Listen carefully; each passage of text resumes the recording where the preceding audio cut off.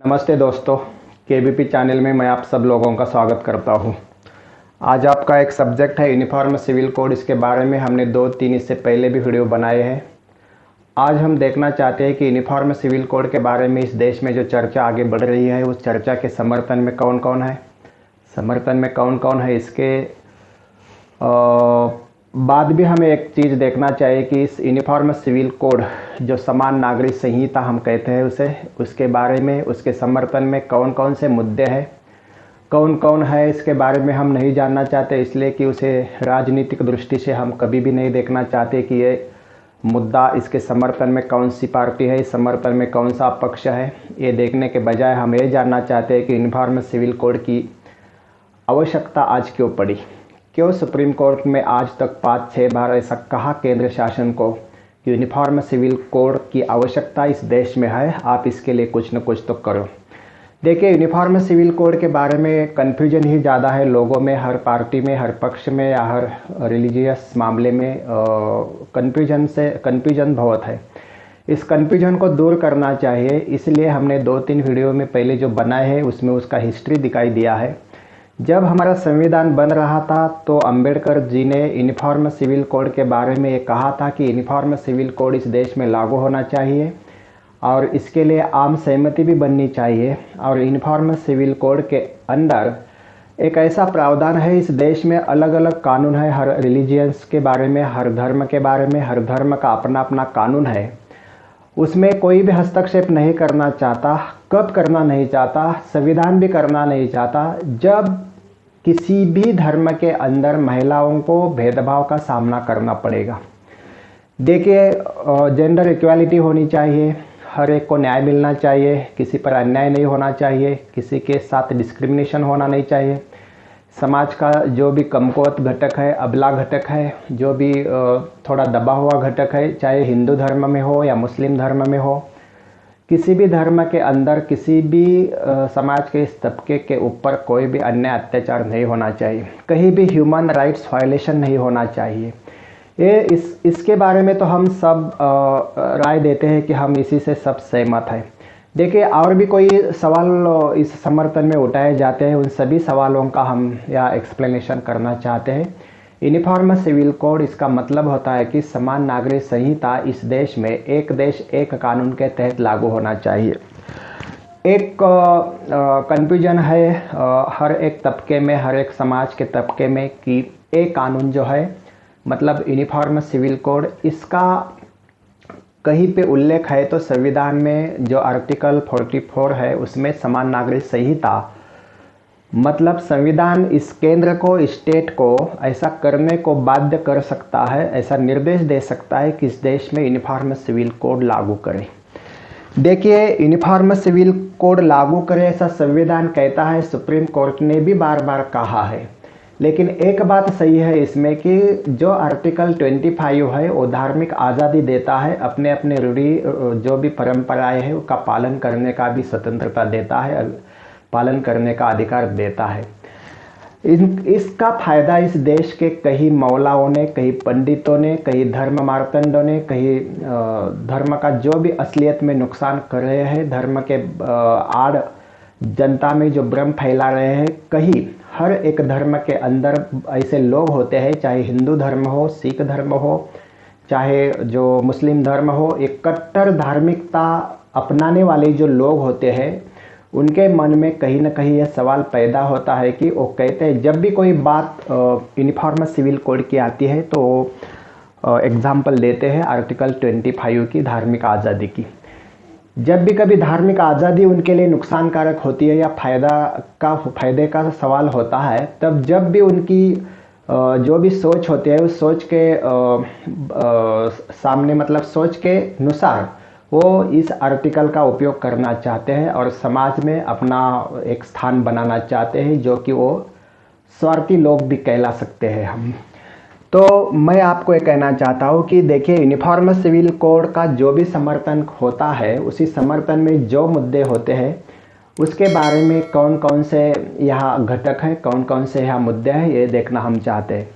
दूसरा एक वीडियो हम बनाने चाहते हैं इसके आगे कि यूनिफॉर्म सिविल कोड के विरोध में कौन कौन से मुद्दे देश में मौजूद है, क्यों यूनिफॉर्म सिविल कोड इस देश में लागू करना आवश्यक नहीं है, या यूनिफॉर्म सिविल कोड की कोई आवश्यकता नहीं है इस देश में।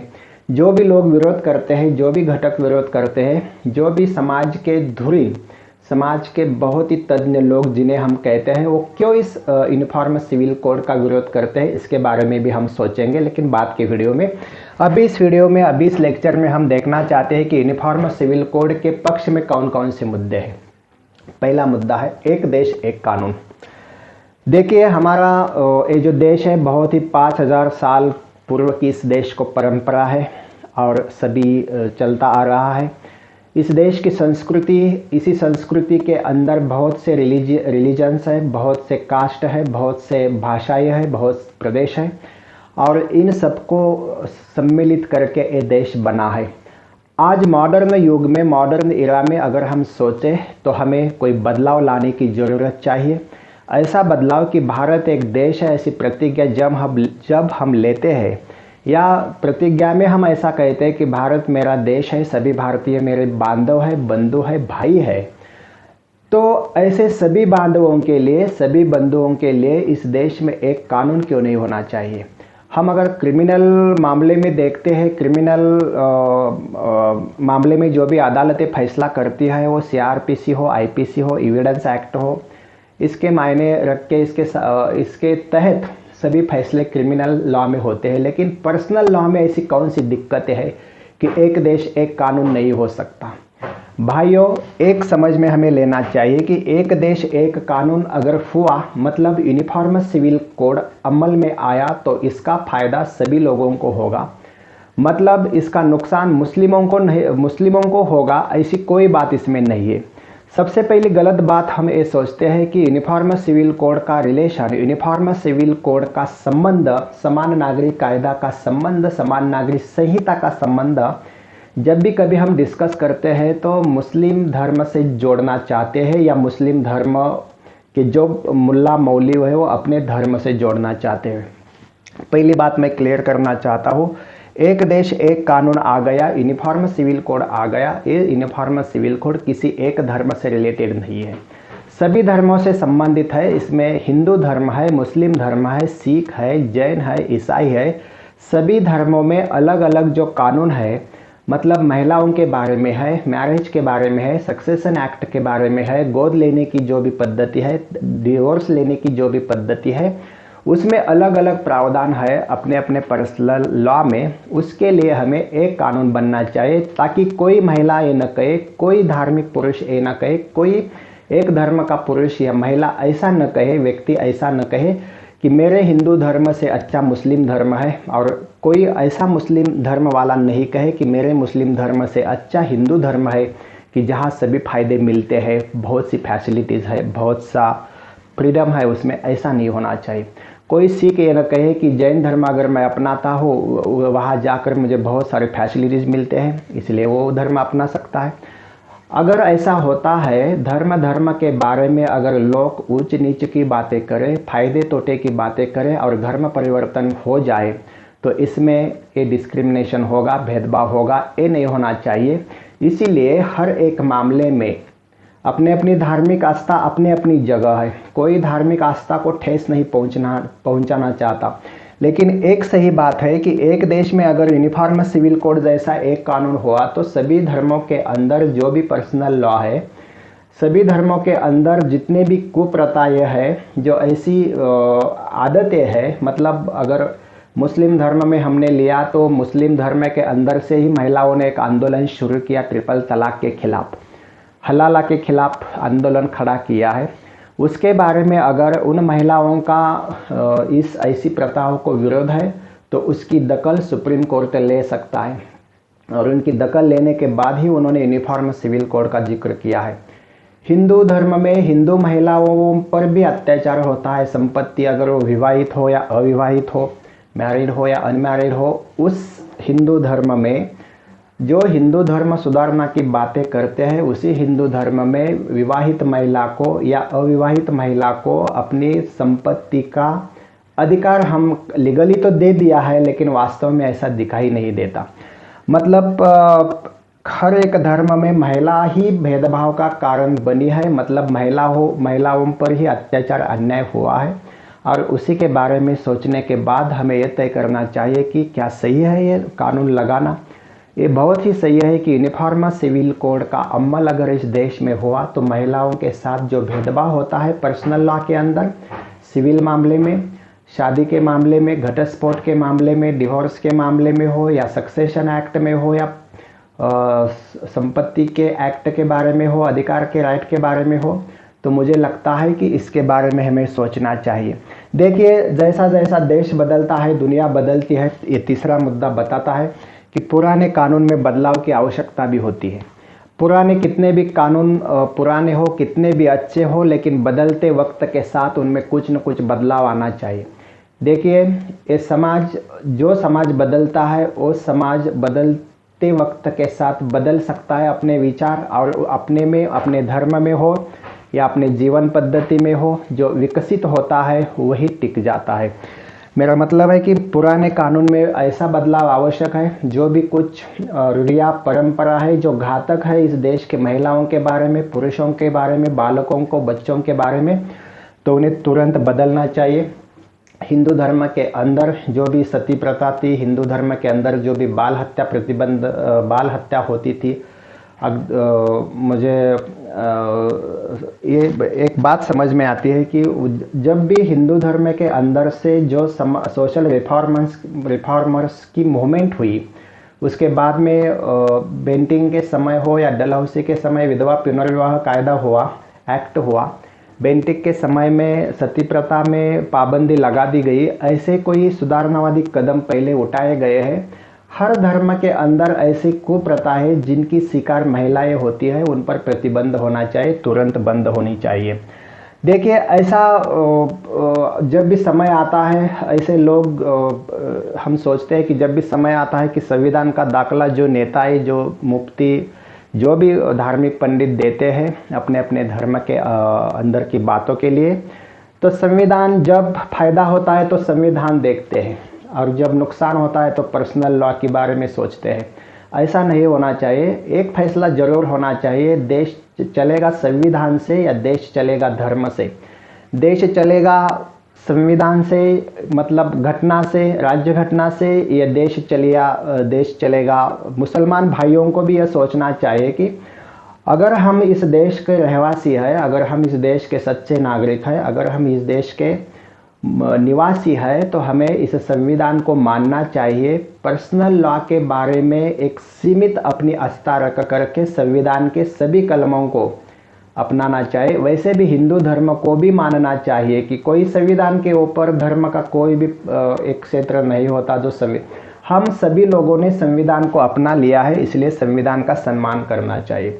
हमने देखा है धर्म के आधार पर पाकिस्तान का क्या हुआ है, अरब कंट्रीज़ का क्या हुआ है। वहाँ सभी, पाकिस्तान हो, बांग्लादेश हो, तुर्कस्तान हो, मतलब टर्की हो, उसमें यूनिफॉर्म सिविल कोड लागू किया है।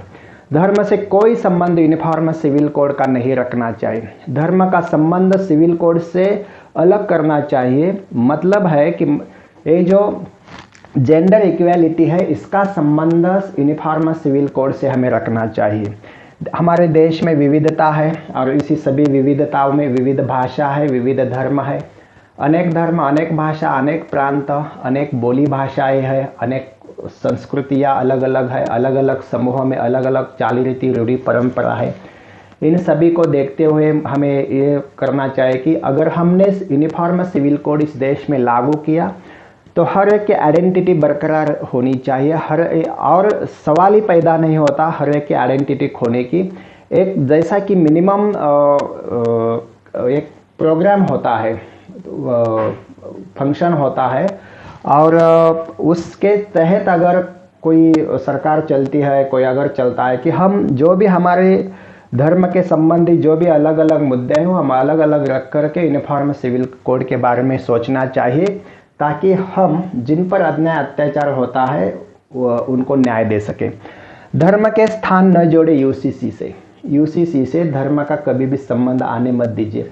धर्म का संबंध जब भी आता है तो इंसान सिर्फ अपनी सोचता है, लेकिन यूनिफॉर्म सिविल कोड का संबंध जहाँ तक आता है इंसान देश के बारे में सोचता है। इंसान अपने ही धर्म के अंदर जो भी डिस्क्रिमिनेशन है उसे निकाल करके एक अच्छा माहौल बनाने की कोशिश करता है।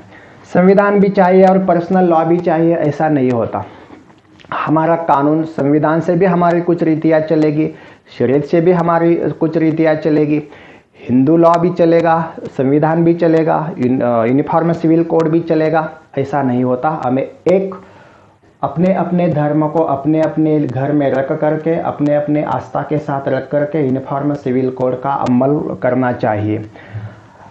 और not only Muslim minorities are related to this uniform civil code, but all minorities are related to uniform civil code। उसमें सिख है, मुस्लिम है तो है ही, लेकिन सिख है, जैन है, बौद्ध है, सभी के लिए ये कानून है यूनिफॉर्म सिविल कोड। तो जब भी हम डिस्कस करते हैं तो मुस्लिमों के बारे में ही सोचते हैं कि उनको कोई नुकसान होगा, किसी को कुछ फ़ायदा होगा। किसी को नुकसान या किसी को फ़ायदे की बात नहीं है। यूनिफॉर्म सिविल कोड अगर आपको लाना है तो एक देश एक कानून के तहत हमें चलना होगा, ताकि हम आगे चल करके इस देश को महाशक्ति बना सकते हैं। संविधान ये कहता है कि यूनिफॉर्म सिविल कोड लागू हो जाए, सुप्रीम कोर्ट ये कहता है यूनिफॉर्म सिविल कोड लागू हो जाए। कौन नहीं कहता यूनिफॉर्म सिविल कोड लागू हो जाए? धर्मनिरपेक्षता जब राष्ट्र के आड़ आती है, जब एक देश एक कानून के आड़ आती है तो उसका कोई फायदा नहीं होता, उसकी कोई तहकीकात नहीं होती। तो हमें यह समझना चाहिए कि यूनिफॉर्म सिविल कोड का मकसद सिर्फ ये है कि सभी धर्मों के अंदर महिलाओं के प्रति जो भेदभाव होता है उसे खत्म करना चाहिए। इसीलिए कोई भी उसमें प्रेशर नहीं डाल सकता। उनमें मुस्लिम धर्म हो, कोई भी धर्म हो, हिंदू धर्म हो, उनमें से अंदर से रिफॉर्मर्स की बातें आगे आई है, मूवमेंट चलाई गई है। ट्रिपल तलाक के बारे में मुस्लिम महिलाओं ने आंदोलन किया था, ईसाइयों ने आंदोलन किया था। उनके धर्म के अंदर जो भी रूढ़ी परंपरा है, जो कुप्रथा है, हिंदू महिलाओं ने भी हिंदू धर्म के प्रति जो भी कोई कुप्रथाएं हैं उसके बारे में सुधारने की बातें की थी। तो सभी धर्म की कुप्रथाएं बंद होना चाहिए, यही एक उद्देश्य यूनिफॉर्म सिविल कोड का है। सेक्युलर एक ढोंग है आज इस देश में, सेक्युलर के आड़ में इस देश को ख़त्म करने की साजिशें बनाई जाती रहती है। यूनिफॉर्म सिविल कोड जब भी विरोध करते हैं लोग तो सेक्युलर का दाखला देते हैं। सेक्युलर का दाखला देते हैं अगर तो अपने धर्म के बारे में कौन सी ऐसी सेक्युलर की खासियत है कि वो अपना धर्म नहीं मानता? सभी धर्म का बराबर, इस राष्ट्र का कोई धर्म नहीं होता है, ठीक है, लेकिन अपने अपने धर्म का इतना उडंबर वो लोग लगाते हैं, इतना कोई फोकस करते हैं कि बस हमारा ही धर्म बहुत बड़ा है। ऐसे सोच वाले ऐसे सोच के सेक्युलर लोग भी इस देश में है, तो इससे हमें बचना चाहिए। यूनिफॉर्म सिविल कोड के बारे में सब हम जब सोचते हैं तो सभी धर्म का बराबर ताकत है, सभी धर्म के अपने अपने नियम है, सभी धर्म के रूल्स एंड रेगुलेशंस है, लेकिन धर्म घर के बाहर नहीं होना चाहिए। धर्म अपनी आस्था के साथ अपने मस्जिद में, मंदिर में, गुरुद्वारा में होना चाहिए। धर्म का अगर हम कोई फोकस करें बाहर, मतलब कोई पब्लिक प्लेस पे, तो उसमें कोई बराबर चीज़ नहीं होती। सब धर्म बराबर है, मगर जिस धर्म में भी, सभी धर्म में सब कुछ अलबेला ऐसा नहीं है। सभी धर्म में कोई सिविल मामले में कोई सुधारना होनी चाहिए, रिफॉर्म्स होनी चाहिए। इसलिए तो यूनिफॉर्म सिविल कोड का अमल लाना जरूरी है। और सबसे आखिरी बात, हम मॉडर्न युग में जीते हैं, साइंटिफिक एटीट्यूड हमें रखना चाहिए। हम जब ऑल फैसिलिटीज़ की सेवाएं लेते हैं, जो भी इनोवेशन हुए हैं, हम मोबाइल यूज़ करते हैं, हम कंप्यूटर यूज़ करते हैं, कोई भी कम्युनिकेशन हो, सभी साधन हम यूज़ करते हैं, तो हमें ये सब टेक्नोलॉजी हम आज यूज़ करते हैं। लोगों का विकास हो, देश का विकास हो, लोगों की प्रगति हो, डेवलपमेंट हो, जीवन पद्धति में कोई बदलाव हो, ऐसी बातें अगर हम करते हैं तो हमें ज़रूर सोचना चाहिए कि इस देश भी आगे बढ़ना चाहिए, न कि कोई केवल व्यक्ति या धर्म के आधार पर अगर हम सोचते हैं तो देश को खतरा पैदा होते हैं। जब धर्म और राष्ट्र हमारे सामने दो ऑप्शन आते हैं तो हमें राष्ट्र को चुनना चाहिए, धर्म अपने घर में रहना चाहिए। राष्ट्र को आगे बढ़ाना चाहिए तो भी राष्ट्र जीवित रह सकता है। धर्म को अगर हम राष्ट्र के ऊपर ला सकते हैं, ऊपर लाएंगे तो बहुत ही अनर्थ होगा, राष्ट्र खत्म हो जाएगा, धर्म ही जिंदा रह जाएगा। हमें दोनों को ही जिंदा रखना चाहिए। पब्लिक प्लेस हो, दुनिया में हमें अपने राष्ट्र को आगे बढ़ा करके, धर्म को घर में रख करके आगे चलना चाहिए। आज का ऐसा युग है जब भी हम बहुत बड़ी ताकतें हैं, बहुत बड़े क्षेपणास्त्र का निर्माण करते हैं, बड़े बड़े टनल हमने पैदा किए, हम किसी भी वक्त पे दुनिया घूम सकते हैं। दुनिया ने इतनी तरक्की की है, दुनिया में इतने बड़े बड़े इनोवेशन किए हैं। दुनिया में आज कम्युनिकेशन का क्षेत्र हो, साइंटिफिक नॉलेज का क्षेत्र हो, टेक्नोलॉजी का क्षेत्र हो, सभी में हमने डेवलपमेंट की है। मतलब मॉडर्न लाइफ हम यूज़ कर रहे हैं, मॉडर्न लाइफ हम जी रहे हैं। और ऐसे मॉडर्न लाइफ में अगर हम अपने ही धर्म के महिलाओं के साथ डिस्क्रिमिनेशन करें, अपनी ही धर्म के महिलाओं के साथ, अपने ही घर के महिलाओं के साथ अगर हम उन्हें दबा के रख के हमें उन्हें सूचित करें कि वो अबला है, वो कुछ कर नहीं सकती, तो इससे शर्मनाक बात और कोई नहीं होती। इसलिए हमारे धर्म में भी सुधार आना चाहिए, हमारे धर्म में भी जेंडर इक्वालिटी आनी चाहिए, हमारे धर्म में भी जो भी सुधार आने की ज़रूरत है उसके पक्ष में हमें बोलना चाहिए।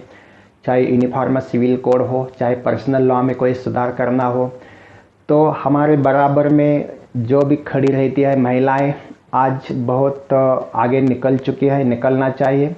हर एक तो हमें सबके साथ सबका विकास करना चाहिए, एक साथ चलना चाहिए। इसलिए हमें यूनिफॉर्म सिविल कोड की ज़रूरत है, न कि इसके बारे में कोई कन्फ्यूजन होना चाहिए।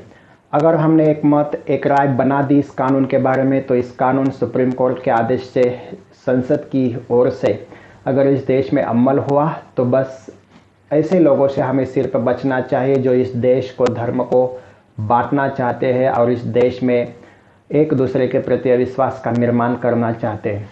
हमें सब धर्मों के बारे में सोचना चाहिए। सब धर्म अच्छे हैं, अच्छे ही सिखाते हैं, इस पर हमारा भरोसा होना चाहिए। इस देश में, हिंदुस्तान में सभी धर्मों के लोगों ने आज़ादी के लिए अपने जान कुर्बान की, इसमें कोई शक नहीं है। हर एक धर्म के लोग यहाँ के मूल निवासी हैं, इसमें भी कोई शक नहीं है। लेकिन कोई धर्म अगर कहता है कि महिलाओं को तुच्छ लेखता है, महिलाओं को भेदभाव करता है, तो भी हमें बर्दाश्त नहीं करना चाहिए। हर एक धर्म को अपने अपने बारे में सोचना चाहिए और राष्ट्र को प्राथमिकता देनी चाहिए। तो इसी लेक्चर में हमें जानना चाहिए कि यूनिफॉर्म सिविल कोड न कि किसी धर्म के खिलाफ है, न किसी समाज के खिलाफ है, न कि पर्सनल लॉ के खिलाफ है। यूनिफॉर्म सिविल कोड इस देश को एक बनाने के लिए, यूनिफॉर्म सिविल कोड इस देश को आगे महाशक्ति बनाने के लिए, सबकी जीवन पद्धति, सबके जेंडर इक्वालिटी लाने के लिए बहुत ही ज़रूरी है। और इसलिए इसके समर्थन में जो भी मुद्दे हैं आज हमने डिस्कस किए हैं। इसके आगे का लेक्चर हमारा होगा यूनिफॉर्म सिविल कोड क्यों नहीं लाना चाहिए, यूनिफॉर्म सिविल कोड के बारे में क्या आक्षेप है, यूनिफॉर्म सिविल कोड के बारे में किन किन लोगों की, किन किन धर्मों की कंप्लेंट है, और उस क्यों विरोध करते हैं यूनिफॉर्म सिविल कोड को लोग और कोई रिलीजियन पर्सन, तो उसके बारे में हम आगे के लेक्चर में सोचेंगे। आई होप तुम्हाला हे समजलं असेल, मतलब आपको समझ गया होगा ये मामला क्या है। तो मैं आप सभी लोगों का धन्यवाद देना चाहता हूँ। जय हिंद।